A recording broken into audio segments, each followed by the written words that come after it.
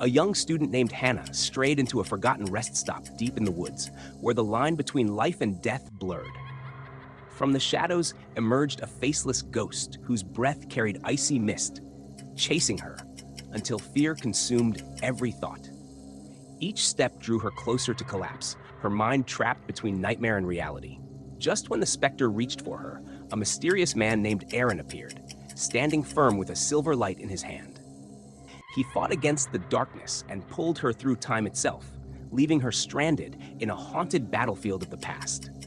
My name is Hannah, and I thought one quiet evening drive would clear my head. I was a college student in Portland, tired after exams, and I wanted air that did not smell like cafeteria food. I took a road that cut through an old forest, where the trees leaned in too close and the air grew colder the deeper I drove. When the gas light came on, I pulled over at a forgotten rest stop. The structure looked abandoned, a cracked vending machine and broken lights swaying overhead. I told myself it was only for a moment, just to breathe, but the silence pressed against my chest. That was when I heard the crunch of steps behind me, though I had not seen another car for miles. I turned, and a figure drifted between the pillars of the rest stop. He was tall, his skin pale like melted wax, with black eyes that seemed too deep to belong to the living. Cold spread out with every step he took, and the cracked tiles frosted white beneath his feet. His breath carried a thin mist, reaching me before his body did. My legs refused to move, and my glasses fogged as if I had walked into a freezer. His hands twitched as though he wanted to reach my face. I backed up slowly, pressing against the vending machine that groaned like it would topple. When I whispered for help, only silence answered. Then a voice cut through the still air. A man stepped forward from the shadows of the trees. His name was Aaron, a traveler who said he had lost his way, though his eyes glowed faintly white. He wore a torn black coat, and when he raised his arm, I saw the shimmer of a silver blade that looked forged of light rather than metal. The ghost turned its attention from me to him, and the air cracked with a noise like splitting ice. Aaron's stance was steady, shoulders broad as if he had fought creatures like this before. He told me to run, but I was frozen. I stayed, heart racing, unable to leave him alone. The ghost lunged, its body floating unnaturally fast. But Aaron lifted the blade, and the impact shook the ground. Shadows split apart like smoke, then returned thicker, circling me. I heard a scream that did not belong to a human, raw and endless, pulling my vision into blackness. When I opened my eyes again, the rest stop was gone. I was standing in the middle of an old battlefield, soil broken by trenches and the smell of ash heavy in the air. Torn flags flapped in a wind that carried no warmth. Aaron was beside me, his coat whipping in the storm, and the ghost had followed us through. I realized I had slipped through time, pulled into a war I had only read about in history class. Soldiers in faded uniforms flickered in and out, their bodies half real, half memory, trapped here forever. A young nurse named Emily appeared near me, her eyes wide with fear, but her hands steady as she guided me away from the trenches. The ghost circled closer, growing stronger in this past world where pain still lingered. Aaron stood between us, blade raised, every muscle ready. I knew he was my only chance, yet part of me wondered if I would ever see my own time again. The cold deepened. When I woke, the air was heavy with smoke and distant echoes of marching boots. The battlefield stretched farther than my eyes could follow, torn earth and broken flags swaying in a strange wind. My heart beat so fast I could feel it in my ears. This was not the rest stop anymore. I whispered to myself that it had to be a dream, but the chill in my bones told me otherwise.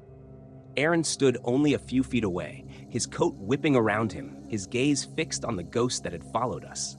He carried that strange light again, and the faint glow gave me just enough courage not to collapse. My glasses slid down my nose, and I pushed them back, trying to hide how badly my hands shook. A voice behind us startled me. A young woman ran toward us from the edge of the field. Her name was Grace, and though she looked exhausted, there was a fire in her eyes. She wore a uniform from another century, a nurse's outfit stained by time. She didn't even question who we were, only shouted that we needed to move because this land was cursed. My throat felt too tight to answer, but I followed her as she pulled at my arm. We hurried across the uneven ground, and every shadow seemed to breathe. The ghost moved after us, its form bending and twisting like smoke caught in a storm. I tried not to look, but I couldn't stop. Its black eyes found mine again, and I felt a coldness wrap around my chest like a rope. Grace noticed and shook me, whispering to stay focused. Aaron stayed close, his shoulders tense, his steps firm like he had been through this before. The deeper we went, the more the world shifted. Trees appeared where there should have been trenches, and broken stone arches rose from the soil like memories clawing back to life. We reached what looked like the ruins of a chapel, its windows shattered, its roof long gone. Grace led us inside, and I could almost believe it was safer here, but the silence pressed too hard. My palms were wet, and every creak of the floor felt like a warning. Inside, we weren't alone. A young man leaned against the altar, his dark hair damp as if he had been running for hours. He introduced himself as Daniel, a soldier who claimed he had been stuck in this place for what felt like years. His voice cracked when he spoke, but his eyes carried the same mix of fear and stubbornness that I felt in my own chest. He told us the ghost never truly left. It followed anyone who wandered here, feeding on their weakness. I wanted to deny him, but the chill in the air was proof enough. My thoughts scattered, but Daniel's words held weight. He said he had tried to escape countless times, yet the land bent like a maze, trapping him in circles. Grace lowered her gaze as if she already knew this was true. My knees threatened to give way, but Aaron's voice steadied me. He said there was always a way, even when the path was hidden. The ghost entered the chapel without sound. The light dimmed, and the broken walls seemed to shrink inward. I grabbed Grace's hand without thinking, and Daniel stepped forward, though I could see the tremor in his legs.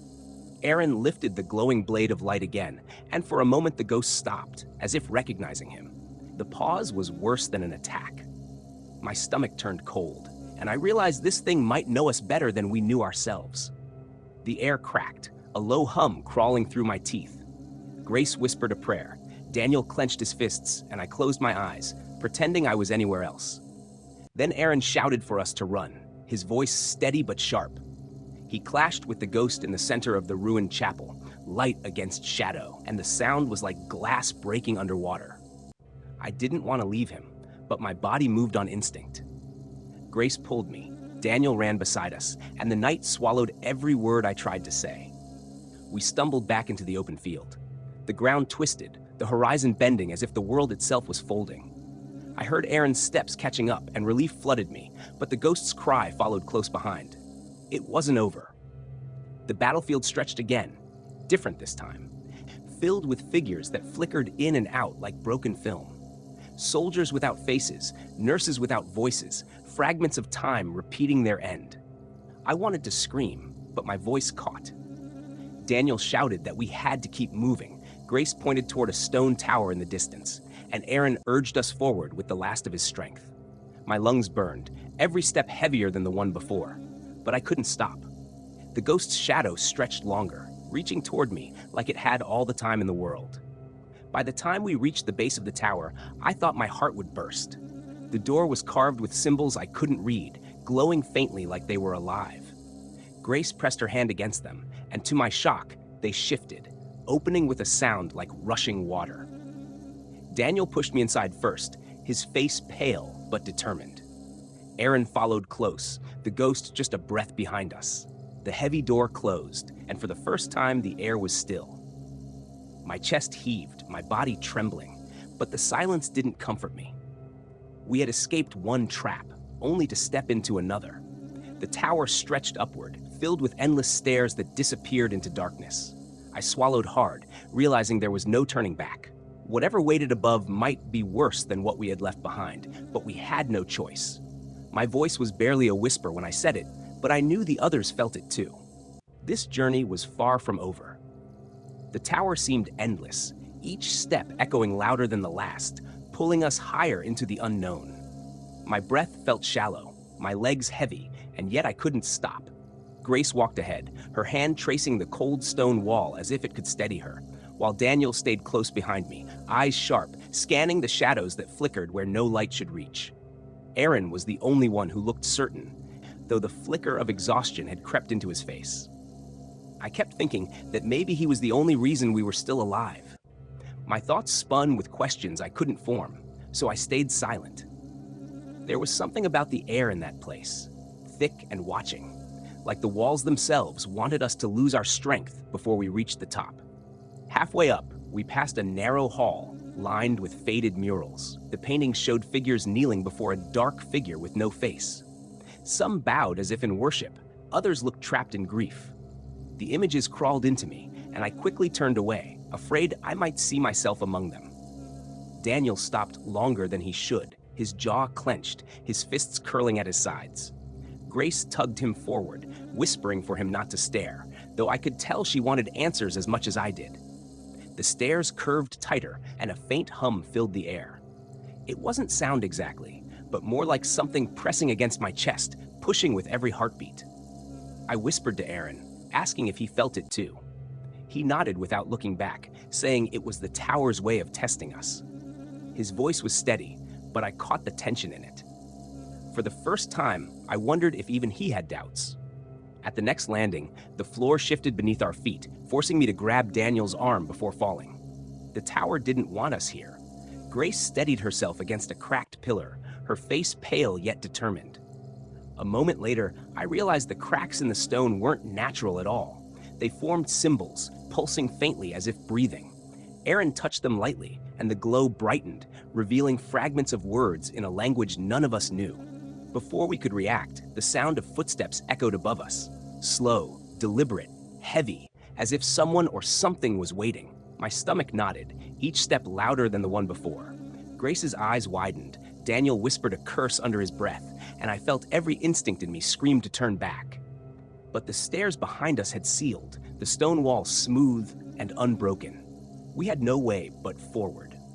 The figure appeared at the next bend.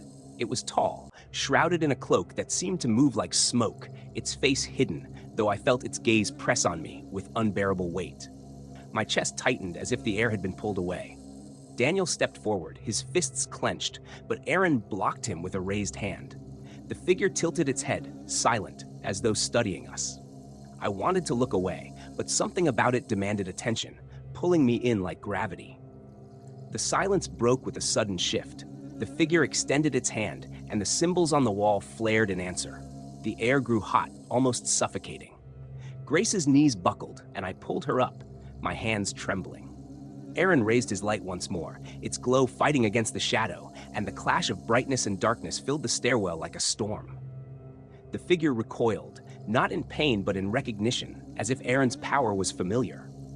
Daniel grabbed my arm and urged us to run past, his voice low but desperate. We rushed by, the figure unmoving, its head following us until we disappeared into the next level. My skin prickled even when it was out of sight. The higher we climbed, the louder the hum grew, until it wasn't sound, but a vibration running through my bones. At last, we reached a chamber at the tower's peak. The ceiling was open to the sky, but the stars above spun in unnatural patterns, twisting and bending like a clock with broken hands. At the center of the chamber stood a pedestal with a crystal that pulsed like a heart. The air around it shimmered, bending the light in strange patterns. Grace gasped softly. Daniel stepped closer despite his trembling, and Aaron only stared, his expression unreadable. I couldn't help but feel that this crystal was the key, not only to leaving this place, but to understanding why we had been pulled here. I reached out before I could stop myself, and the moment my fingers brushed the air around it, a surge of images flooded my mind. War, loss, voices crying out across centuries. Faces I didn't know yet somehow remembered. My knees gave out, and Daniel caught me just before I hit the ground. The last thing I saw before darkness swallowed me was the figure in the cloak, standing silently at the edge of the chamber, as if it had been waiting for this moment all along. I woke up on the cold stone floor, my body shaking from the vision that had crushed me moments before. Grace held my shoulder, whispering that I had been unconscious for only a few breaths, though it had felt like centuries. Daniel looked uneasy, pacing at the edge of the chamber, his eyes locked on the crystal that still pulsed like a living thing. Aaron stood apart from us, quiet, his gaze never leaving the shadows that lingered at the far side of the room. I tried to convince myself it was just fatigue, but the truth pressed in from every corner. This place was alive, and it was aware of us. The stars above the open ceiling spun faster, bending into spirals that made my stomach churn. Grace muttered that she could hear voices in the hum, faint calls hidden under the vibration, and I realized I could too. They weren't words but feelings, like grief, anger, and longing woven into sound. Daniel grew restless, insisting we destroy the crystal. His voice was sharp, but underneath I caught a flicker of fear. Grace disagreed, saying it might be the only way home. Their argument rose quickly, and the chamber itself seemed to respond, the glow of the symbols on the walls intensifying as if feeding off our conflict. I felt trapped between them, unsure who was right, while Aaron remained silent, his face unreadable. Then the air shifted. The cloaked figure appeared again, this time closer, stepping into the half-light with deliberate calm. My breath froze. It raised one hand toward the crystal, and the pulse quickened in answer. The sight filled me with dread, not of pain, but of recognition, like this was a reunion long planned. Grace clutched my arm. Daniel prepared to throw himself forward, but Aaron blocked us with an outstretched hand, his voice finally breaking the silence. He told us that the figure wasn't just an enemy. It was a keeper, bound to guard the power within the crystal, and that its fate was tied to ours. I wanted to believe him, but the figure's stillness unnerved me. It tilted its head slightly, as if amused. Then the chamber shook violently. The floor cracked open in thin glowing lines, splitting the room into fragments. Daniel nearly lost his footing, and I pulled him back, while Grace screamed that we had to decide now. The crystal's light expanded, filling the chamber until it swallowed the stars above. Aaron stepped into the brightness, his body outlined in silver, and spoke words I didn't understand. The figure moved toward him, shadows curling like smoke, and for a moment they seemed to merge, light and darkness entwined. My chest tightened as if I couldn't breathe, and the walls bent around us, folding space like paper. Suddenly, the ground beneath me vanished. I fell, Grace's hand slipping from mine, Daniel's voice echoing into nothing. All I saw was the light of the crystal exploding outward, washing everything in white.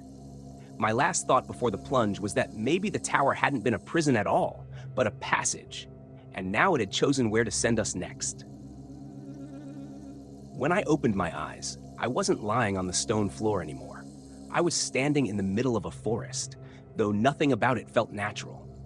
The trees were tall but twisted, their branches curling like they were reaching for me. Grace's voice called my name from somewhere close, and I turned quickly, relieved to see her stumbling through the undergrowth. Daniel appeared soon after, looking disoriented, brushing dirt from his jacket. Aaron was nowhere in sight. The air was heavy, almost metallic, and carried a scent that reminded me of rain before a storm. My skin prickled as if the forest itself was watching. Grace clung to me, whispering that the light had thrown her into this place too. Daniel, restless as ever, insisted we find a way out before nightfall. The strange part was, there was no sun, just a pale glow that hung across the sky without direction. It gave no sense of time, only the unsettling feeling of being trapped in an endless dusk. We walked deeper, the silence broken only by the crunch of leaves underfoot. After some time, we found a narrow path lined with stones, each carved with symbols like the ones from the tower. Daniel swore under his breath, muttering about cycles and traps, while Grace traced her fingers over the carvings with a kind of reverence. I couldn't shake the thought that someone wanted us to follow this path. As we pressed on, I noticed something ahead. A figure stood still at the bend of the trail, not cloaked this time, but shaped like a man. His clothes looked old, almost from another century, and his eyes glowed faintly in the dim light. He didn't move, but the air shifted with his presence. Grace froze, gripping my hand tighter, while Daniel stepped forward as if to challenge him. My pulse quickened, every instinct screaming to stay back. The man finally spoke, his voice calm yet carrying weight that pressed on my chest. He told us we were walking a road chosen long before we arrived, and that each step bound us tighter to the fate of the crystal. Grace asked where Aaron was, but the man ignored her, his gaze locked only on me. I hated the way it felt, like he saw through every secret I had ever carried. Daniel demanded answers, raising his voice, but before the man could respond, the ground trembled. The stones on the path lit up in sequence, one by one, creating a trail of light that vanished into the distance. The man turned slowly, gesturing for us to follow, and without another word he began walking.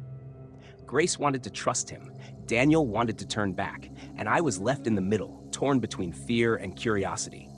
In the end, I stepped forward first. Something about the light called to me, and I couldn't resist. Grace hurried after me, and though Daniel cursed under his breath, he followed too. The man never looked back as we walked, his figure gliding effortlessly while ours stumbled through roots and uneven ground. We reached a clearing where the glow grew brighter, spilling from a pool at the center. The water rippled with colors that shifted like liquid glass. Grace gasped, Daniel muttered in disbelief, and I felt drawn closer as if the pool was alive. The man finally stopped, standing at the edge, and told us that what we chose here would decide not only our path, but the worlds that touched ours. I didn't know what he meant, but his words clung to me like a warning.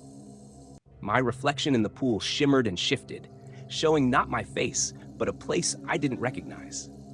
My heart hammered as I leaned closer, wondering if this was another passage or another trap waiting to consume us. The pool shimmered like it held more than water, and I couldn't look away. My reflection blurred until it no longer resembled me, shifting into a face I didn't know but felt I should recognize. Grace whispered that she saw something too, her voice trembling, while Daniel muttered that it was another trick. The man who had guided us there stood motionless, his gaze fixed on the pool as if waiting for something to happen. The air pressed heavier on my chest, every breath thick and uneven. Grace clutched my sleeve, her nails digging in, afraid I might step too close. Daniel, frustrated and restless, demanded the man explain what this vision meant, but his words only dissolved into the stillness. Then the surface rippled on its own, releasing a faint hum that vibrated deep inside my ribs. For a moment, I thought I could hear whispers rising from beneath the water, but they were more like thoughts leaking into my head. The man finally turned toward me. He said the pool revealed not futures or pasts, but the truths we carried, yet refused to face. His eyes held mine until I had to look away. I didn't want to admit it, but what I saw had left me shaken. A version of myself I couldn't understand. Grace pulled me back, asking if I was all right, but I had no answer. Daniel stared into the pool with a defiance that almost looked like fear, though he would never admit it. The ground trembled again, softer this time, like the forest itself was breathing. The light from the water stretched outward, weaving into the trees, creating patterns that bent and swayed across the bark. It was beautiful and suffocating all at once. Grace whispered that maybe this was a doorway, and the man finally nodded, saying each of us would have to choose whether to cross. His voice carried the weight of finality, as if once chosen, nothing could be undone. I felt the pull immediately, a deep yearning mixed with dread. Grace's hand slipped into mine, warm and desperate, while Daniel stood apart, jaw tight, eyes narrowing at the pool as though it were an enemy. The man stepped aside, leaving the path open, his expression unreadable. My heart pounded so hard I could hear it in my ears. For a second, I wondered if stepping forward meant leaving everything behind, or if it meant finally understanding why we had been brought here at all. I took a breath and leaned toward the edge. The surface shifted again, this time showing a world bathed in light I couldn't recognize, yet it felt impossibly familiar. Grace whispered my name. Daniel shouted for me to stop, and the man simply watched. My chest ached with the weight of the choice, but standing still was no longer possible. The pool rippled, waiting, as though the forest and the silence and the figure beside us were all holding their breath. The moment my foot hovered above the pool, time seemed to bend. The forest no longer felt like a forest, but a place caught between two breaths, one ending and the other refusing to begin. Grace's hand tightened on mine, as if she feared the instant I let go, I would vanish before her eyes. Daniel's voice broke the stillness, sharp and desperate, warning me not to be reckless, yet his own eyes betrayed a hunger to see what lay beyond. I looked at the man, silent and steady, his presence more unsettling than the pool itself. He didn't urge, didn't warn, only waited. The patience in his stare weighed on me heavier than Daniel's anger or Grace's fear. My pulse pounded in my temples as I leaned closer. The surface no longer showed me, but another place altogether. A vast corridor of light, arches stretching higher than the sky, walls whispering like they held secrets too old for words. Grace whispered that maybe it wasn't meant for us, that stepping through would change us in ways we couldn't return from. Daniel scoffed, but his voice cracked at the edges. I felt the pull inside my chest, not gentle but insistent, like the pool already knew I belonged there. My skin prickled as though unseen hands brushed against me, urging me forward. I told myself it was only imagination, but the warmth beneath my feet contradicted the thought. The man finally spoke, saying every choice demanded a sacrifice. His voice was calm, but left no room for argument. Grace shook her head. Tears caught in her lashes, while Daniel clenched his fists as if bracing for a fight he couldn't name. The light from the pool reached higher, spilling onto the trees, painting the forest in colors I'd never seen before. My breath grew shallow. This wasn't just a passage, it was a summons. My legs moved before my mind could resist.